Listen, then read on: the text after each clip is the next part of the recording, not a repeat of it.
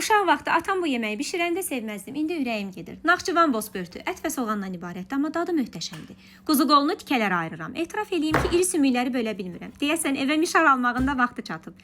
Əti çoxlu yuyub soyuq suda saxlayıram ki, qanını suya tam versin. Yeməyimi hazırlamadan öncə Seven Space-dən əldə elədiyim Almaniya istehsalı paslanmayan polad qazan setimi açıram. Sağlamlıq baxımından daha təhlükəsiz, uzun ömürlü və istiliyi stabil saxladığı üçün mən paslanmayan polad qazanları çox sevirəm.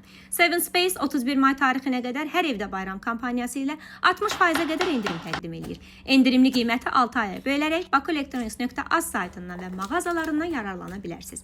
Qazana bir qat yarım halqa doğradığım soğanları düzüb əti yığıram. Duz istiotunu da səpib, biraz su töküb qoyuram bişməyə.